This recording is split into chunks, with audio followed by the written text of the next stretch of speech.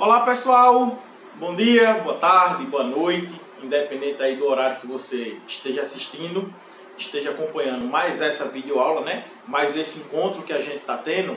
Eu vou dar continuidade na resolução de questões da apostila, né? Na parte que fala de razão e proporção, certo? Então hoje a gente inicia o nosso último bloquinho de questões, que é o bloquinho M202, tá? Tá na página 13, acompanha aí, vê se é isso mesmo. E é onde eu tenho aí 4 questõezinhas do Enem, que a primeira diz assim: o artigo 33 da lei brasileira, enfim, por aí para você se localizar. Mas para esse bloquinho de questões eu vou fazer ele um pouquinho diferente. Eu vou fazer ele de trás para frente. Porque eu considero que essa primeira questão, ela é uma questão que requer um pensamento assim bem legal. Que eu tive que ler 1, 2, 3 vezes para poder atinar a resolução, o mecanismo, a maneira e o caminho. A resolução dela é super fácil, tá? Mas o pensamento, o raciocínio requer uma atenção básica que eu prefiro deixar para o final de hoje. Então hoje eu vou inverter a nossa ordem. Eu vou começar pela questão 4 e a gente vai decrescendo até a questão 1, tá certo? Então vamos até a questão 4, que diz o seguinte: no contexto da matemática recreativa, utilizando diversos materiais didáticos para motivar seus alunos, uma professora organizou um jogo com um tipo de baralho modificado. No início do jogo, vira-se uma carta do baralho na mesa e cada jogador recebe em mãos 9 cartas.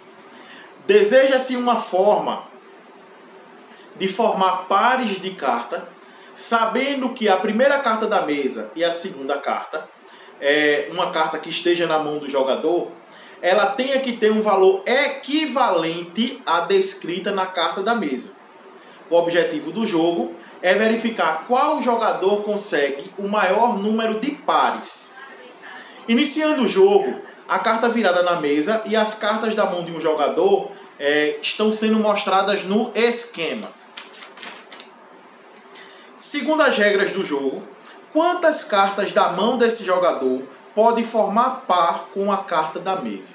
Então, pessoal, essa questão ela é super simples, fácil, tá? Ela foi uma questão do Enem, onde você só precisa saber da fração, da razão, o que são frações equivalentes. Então, é um assunto aí da 5ª série, tá? 6º ano. Então, frações equivalentes, valores equivalentes, a gente pode dizer que são valores iguais. Eles estão escritos de formas diferentes, porém representam a mesma quantidade, o mesmo valor, mesmo sendo escrito em formas diferentes. Então, a carta que foi dada na mesa, a questão 4, né? A carta que foi dada na mesa é a carta 6/8.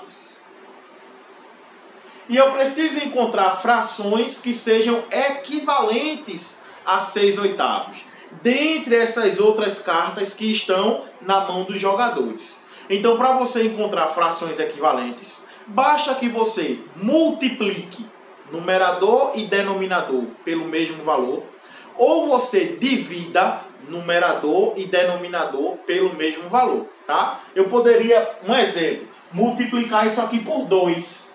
Se eu multiplico por 2, ia ficar 12/16.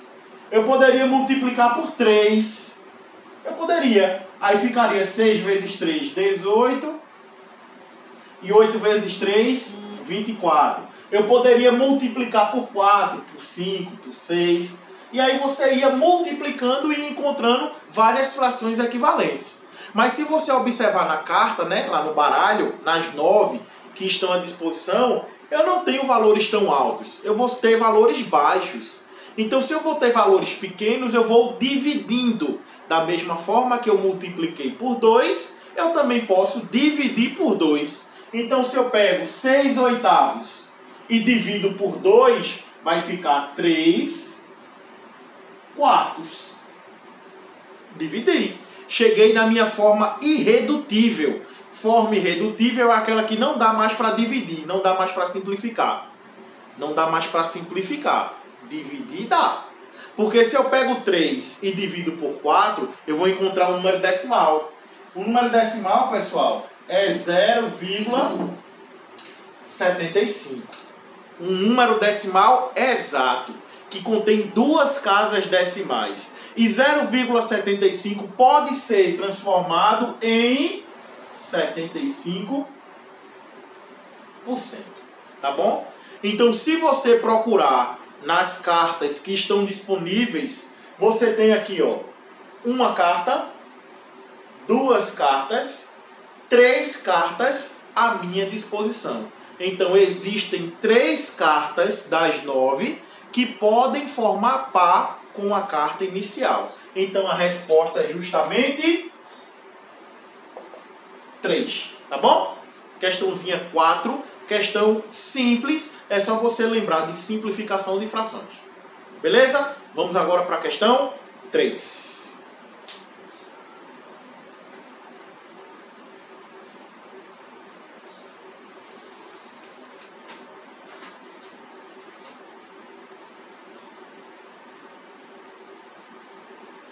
Pessoal, a questão 3, ela diz o seguinte: nas construções prediais são utilizados tubos de diferentes medidas para a instalação da rede de água.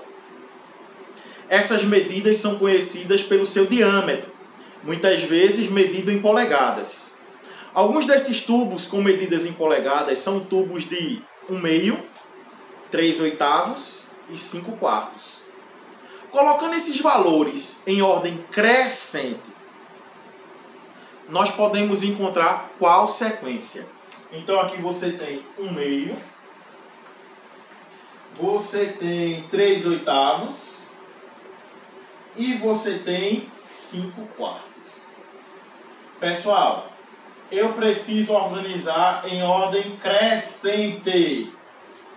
É olhando só os numeradores? Não. É olhando só os denominadores? Não.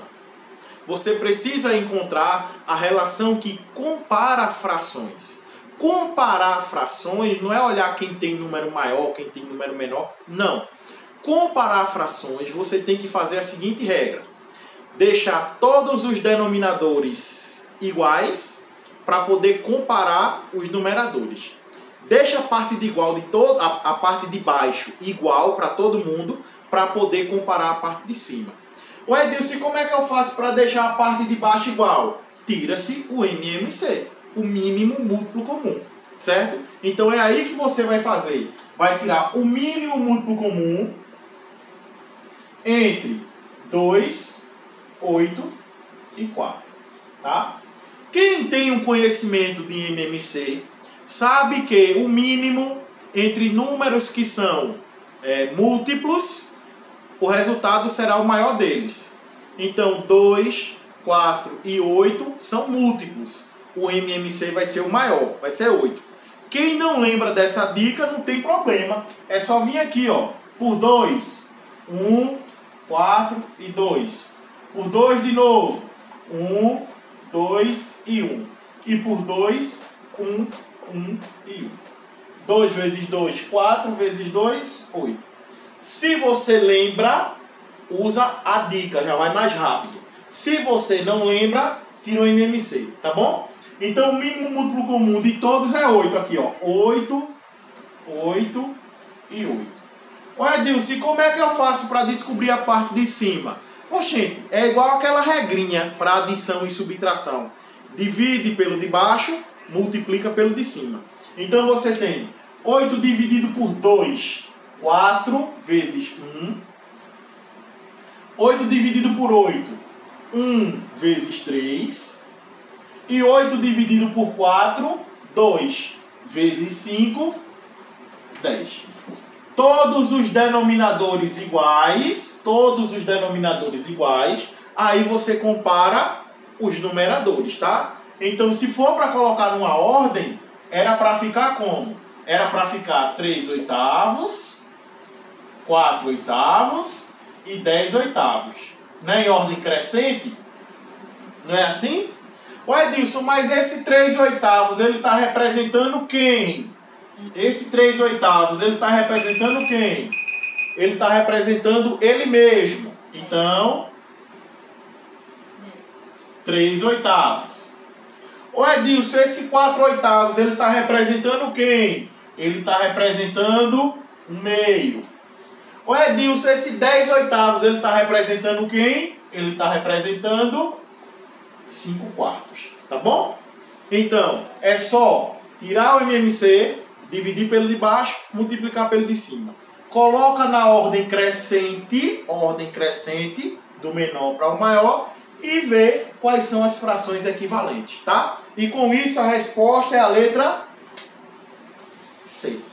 E você viu aí que a questão 4 e a questão 3 são questões bem fáceis, bem tranquilas de se resolver. Tá certo, pessoal? Ok? Vamos agora para a questão 2.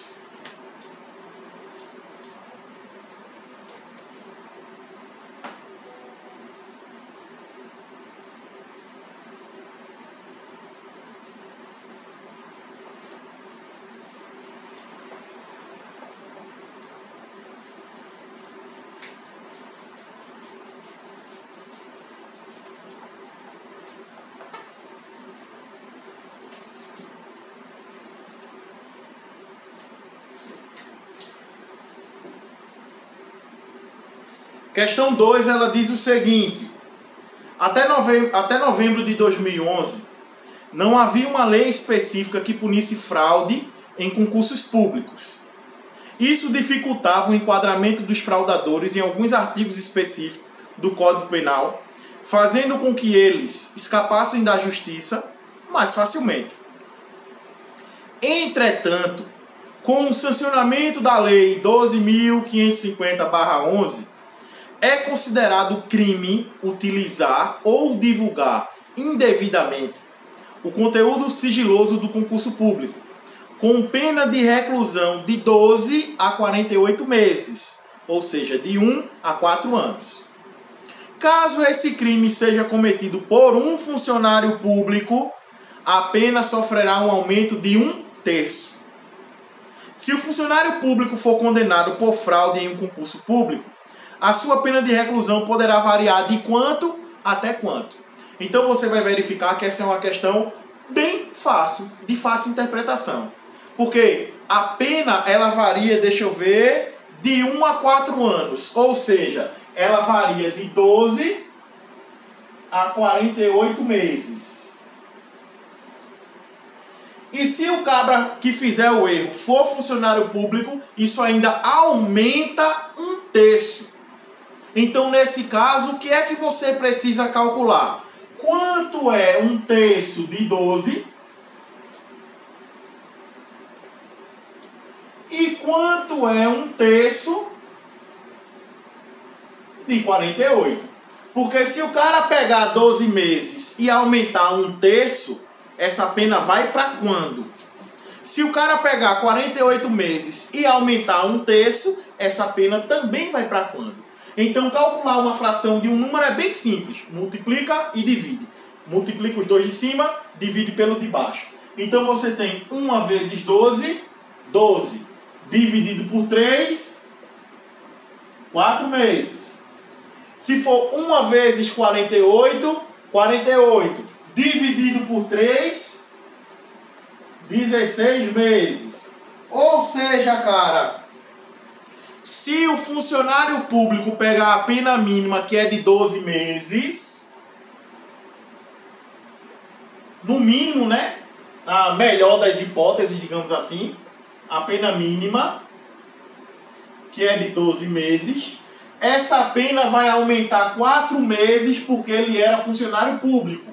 Então, no mínimo, esse cara vai ser condenado a 16 meses.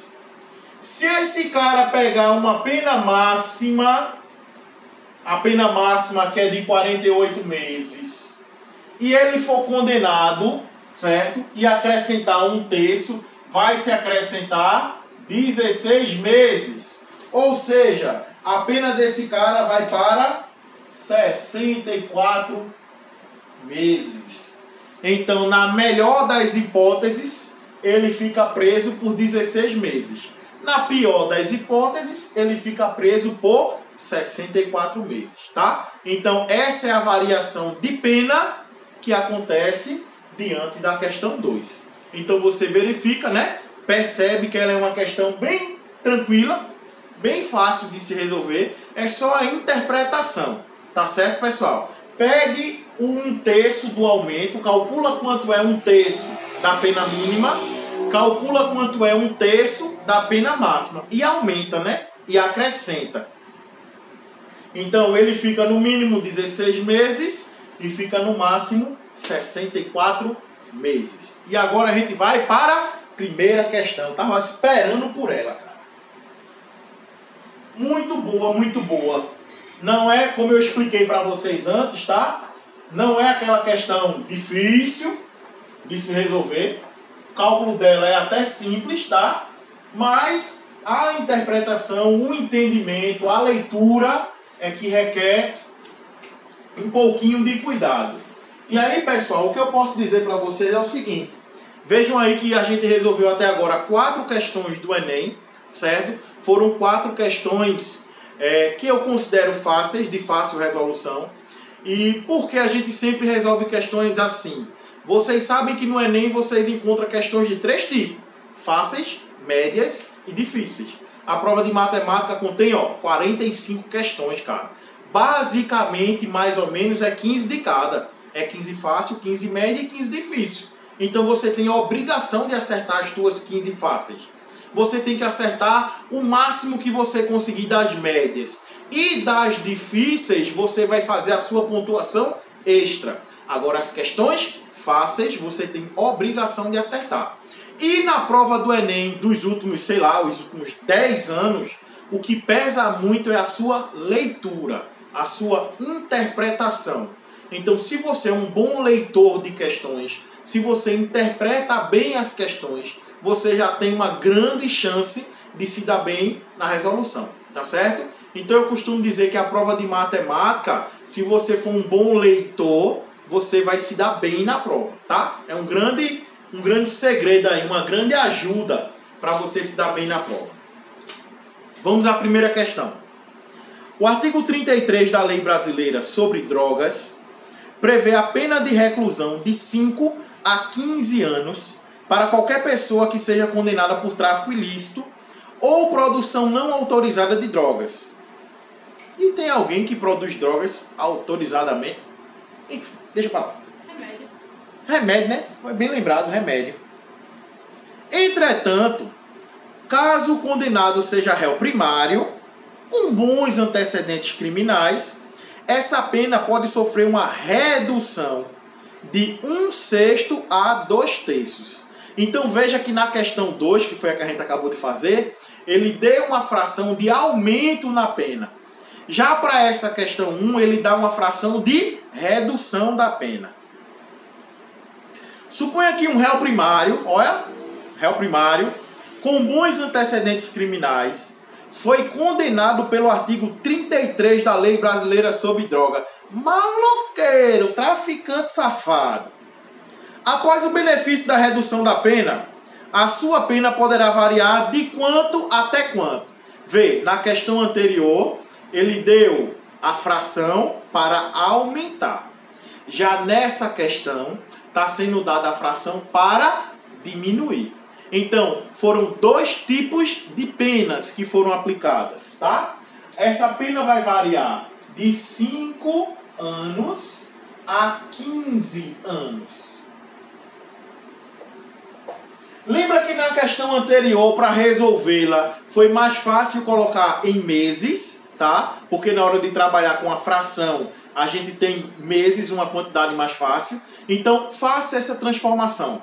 Se você sabe que um ano é composto de 12 meses, então 5 vezes 12, 60 meses. E 15 vezes 12, 180 meses.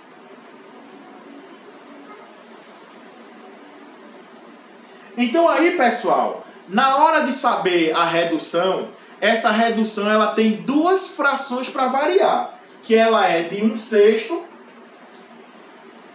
ou... Cadê? Deixa eu achar aqui no texto de novo.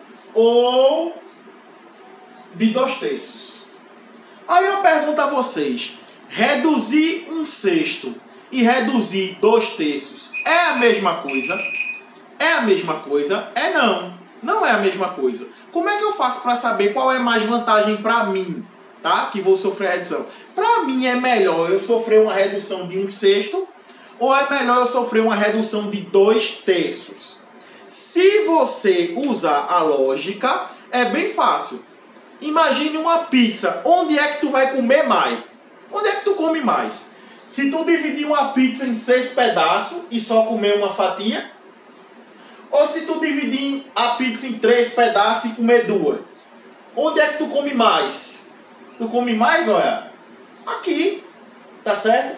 2/3 ele é maior do que 1/6.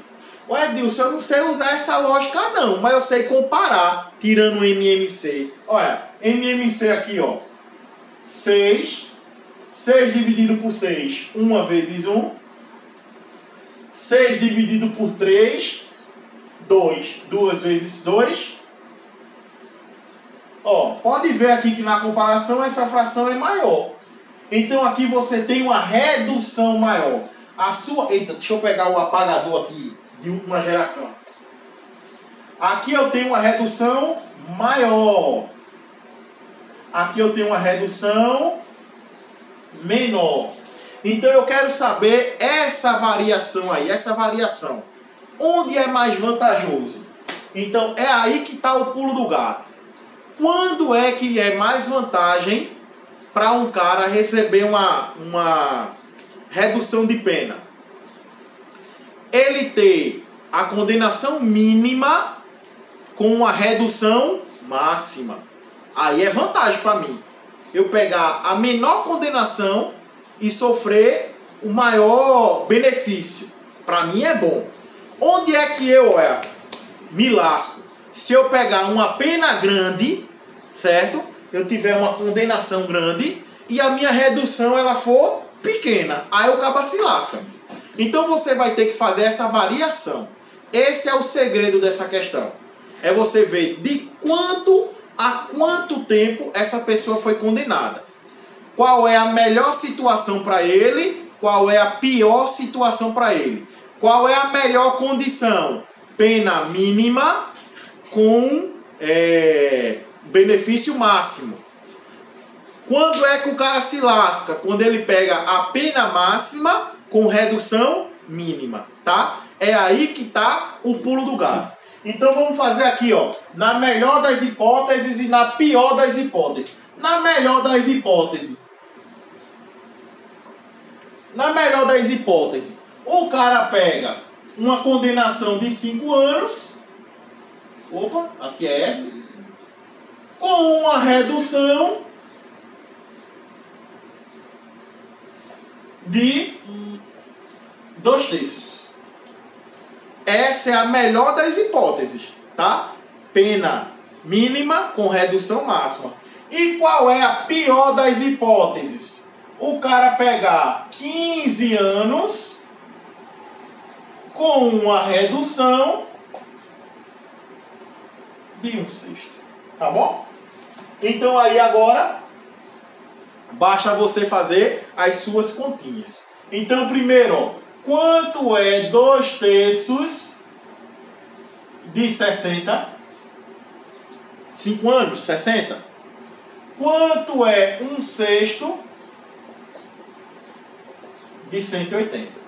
Tá bom? Pra gente saber aí quantos meses eu vou ter de redução de pena. 2 vezes 60, 120.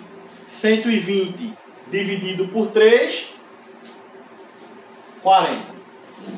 1 vezes 180, 180. 180 dividido por 6, 30. Então, nesse caso, Edilson, o cara que foi condenado a 60 meses sofre uma redução de 40, a sua pena fica de 20 meses.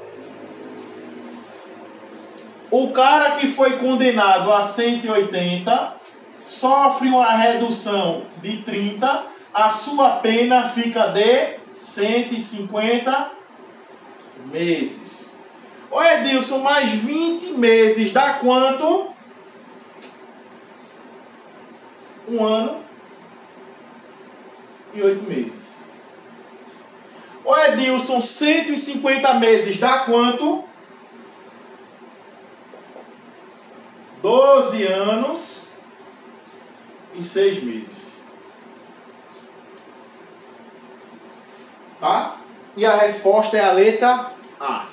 Deixa eu dar só uma vista de novo aqui. Eu tenho que observar qual é a melhor e qual é a pior situação nesse problema. Onde é que o cara tem a melhor chance? Se ele pegar uma condenação pequena com uma redução máxima. Onde é que esse cara se lasca? Se ele pegar uma condenação grande com uma redução mínima. Eu fiz a comparação da redução. Eu vi aqui, ó, que 2/3 é maior do que 1/6. Então, se eu pego uma pena de 5 anos com uma redução de 2/3, eu calculo quanto é 2/3 de 60, que vai dar 40, tá? E quando eu pego os 60 meses e diminuo os 40, vai ficar somente 20. Ou seja, ele fica condenado por 1 ano e 8 meses. Eu calculo quanto é 1/6 de 180, que vai dar 30 meses. Então, quando eu pegar os 180 e diminuir 30, vai ficar 150 meses. Ou seja, 12 anos e 60 meses. Então, é a melhor condição para condenação e a pior condição para condenação, tá? E assim a gente encerra o nosso bloquinho de questões de razão e proporção. E acredito que o próximo bloco seja o de expressões algébricas, tá bom? Que é muito, muito, muito cobrado no Enem. Então, com isso, eu encerro nossa brincadeirinha de hoje. Espero ter ajudado, tá? Espero ter contribuído aí com os seus estudos. E até a próxima. Até mais. Beijo pra você. Tchau, tchau. Minha previsão de